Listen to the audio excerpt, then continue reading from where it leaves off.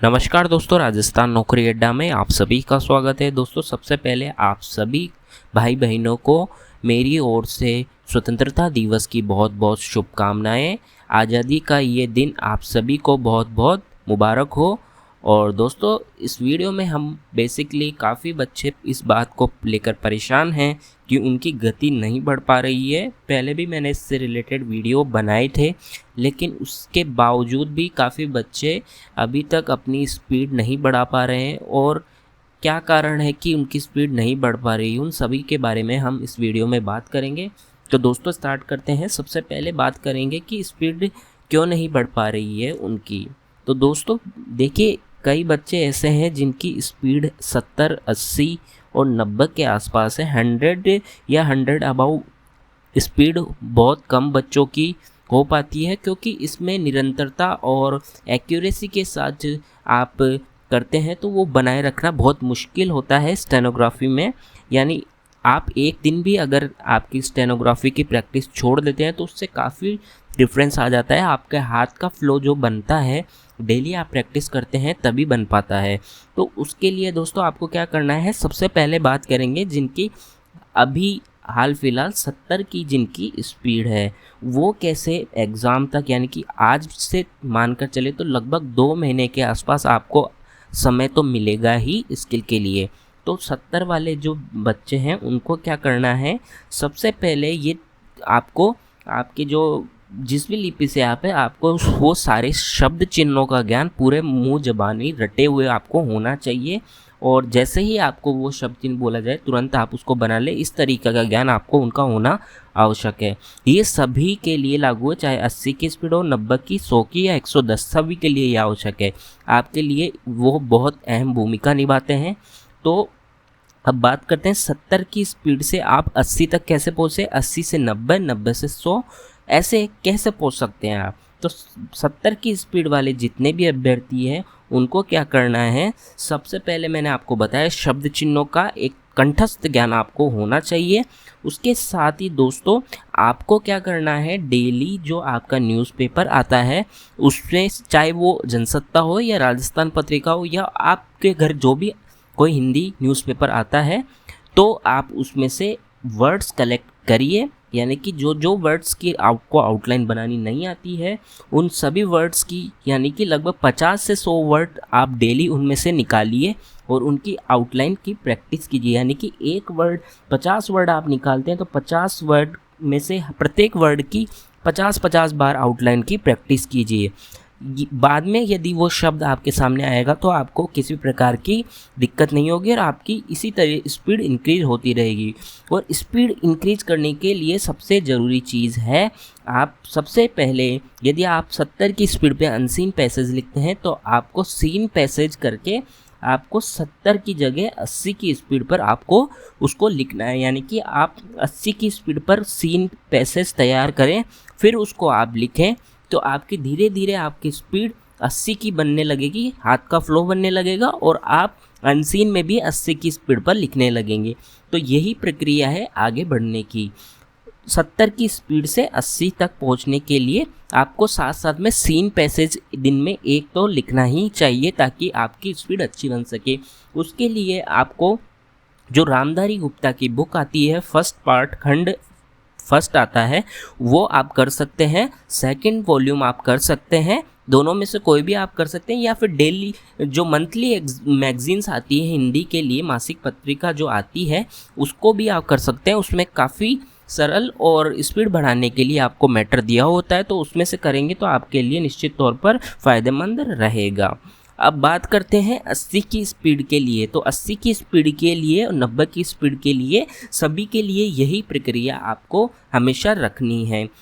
और साथ ही साथ दोस्तों एक इम्पॉर्टेंट चीज़ ये होती है स्टेनोग्राफी में कि आपको, अगर आपने जो डेली डिक्टेशन लेते हैं उसमें यदि आपने कोई वर्ड, क्या मान लीजिए आप डिक्टेशन ले रहे हैं 500 वर्ड की, उसमें से आपने 50 वर्ड ऐसे हैं जिनमें आपको प्रॉब्लम आई, तो आप उन सभी पर गोला मार लीजिए और उनको अलग से डिक्टेशन के बाद एक कॉपी में नोट कीजिए और उसकी प्रैक्टिस कीजिए जब तक आपका हाथ ना रुके, तब तक आपको उनकी प्रैक्टिस करनी है।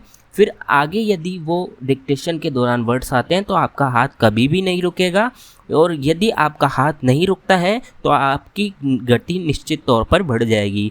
जहाँ पर भी आपका हाथ रुकता है यानी कि आपकी उस वर्ड की या उस मैटर में जो भी दिया हुआ है उसकी आपकी प्रैक्टिस सही नहीं है। तो इसलिए आपको प्रैक्टिस तो ज़्यादा से ज़्यादा करनी है, ज़्यादा से ज़्यादा उनके लिए जिनकी स्पीड अभी कम है और उनको 100 तक पहुंचना है, तो उनको अधिक समय अपना स्टेनोग्राफी के लिए देना होगा। अब बात करते हैं एक्यूरेसी का क्या करना है। तो एक्यूरेसी दोस्तों आपको इस तरीके से करनी है कि आपकी मान लीजिए 500 वर्ड की आप डिक्टेशन लेते हैं तो उसमें मैक्सिमम आपकी टारगेट बनाकर चलिए कि आपकी 30 गलतियों से ज़्यादा ना आए, यानी कि 30 गलतियों से ज़्यादा आपकी नहीं आती तो आपकी स्टेनोग्राफी काफ़ी अच्छी है। इसी प्रक्रिया को आप 1000 वर्ड डेली, मतलब जिनकी स्पीड कम है उनको डेली मतलब इस तरीके से आपकी डिक्टेशन लेनी है कि जैसे कई बच्चे ऐसे होते हैं कि 10 मिनट तक लगातार नहीं लिख पाते हैं, तो उनके लिए क्या करना है, जैसे आज आपने 500 वर्ड की डिक्टेशन ली, कल आप 600 वर्ड की डिक्टेशन ले, फिर आप 700 की लें, फिर 800 की लें, फिर 900 की लें, फिर 1000 की लें। इस तरीके से आप बढ़ाएं ताकि आपको लिखने में प्रॉब्लम ना हो और आपके जो कंटिन्यूसली आपको लिखना है वो शब्दों पर आपकी पकड़ बनी रहे, आप निरंतर लगातार 10 मिनट तक लिख सकें।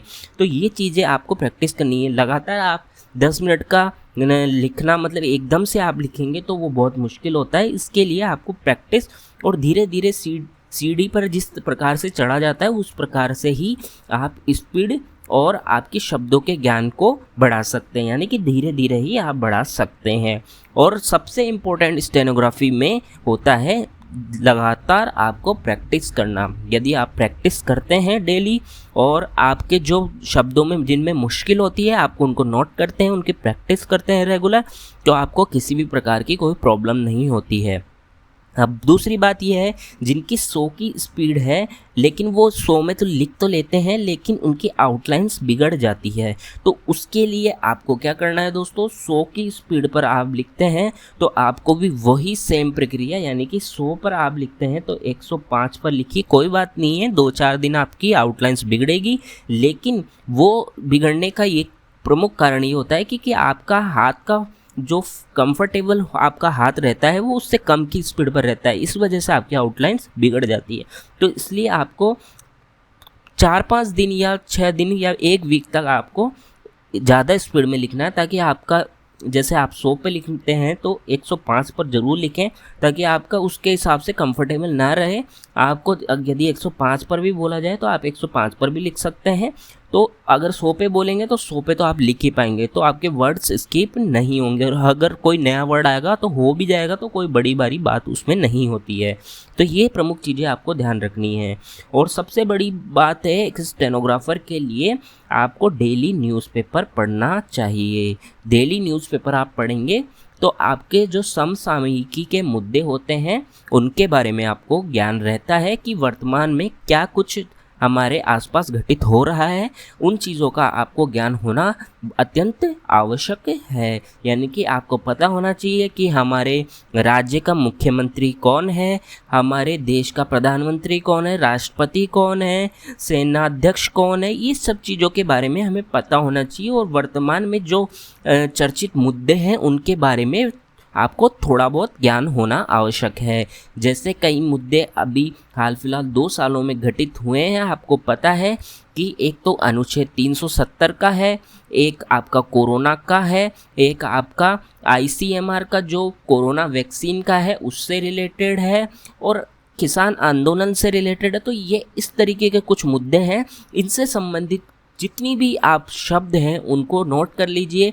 हाल ही फिलहाल में जो आपका टोक्यो ओलंपिक हुआ है उससे रिलेटेड आपके जितने भी वर्ड्स होते हैं उनको आप कलेक्ट कीजिए, उनको लिखिए, तो आपका किसी भी प्रकार से कहीं से भी आपका मैटर आ जाए तो छूटने की गुंजाइश नहीं रहती है। तो ये तब पॉसिबल है जब आप न्यूज़पेपर पढ़ते हैं, और न्यूज़पेपर जो पढ़ता है उसके साथ साथ उसको दोहरा लाभ होता है। एक तो उसको समसामयिकी की जानकारी होती है, साथ में वो स्टेनोग्राफी में भी अच्छा कर पाता है, यानी कि उसकी मान कर चले अगर वो 50 से 100 वर्ड डेली नए देखता है तो वो 50-100 वर्ड डेली आउटलाइन भी बनाएगा तो उसकी निरंतर प्रैक्टिस होगी। मानकर चलिए 100 दिन में अगर आपको परीक्षा का टाइम मिलता है तो 50 को 100 से मल्टीप्लाई कर लीजिए, तो लगभग 5000 आपके वर्ड हो गए डेली के हिसाब से।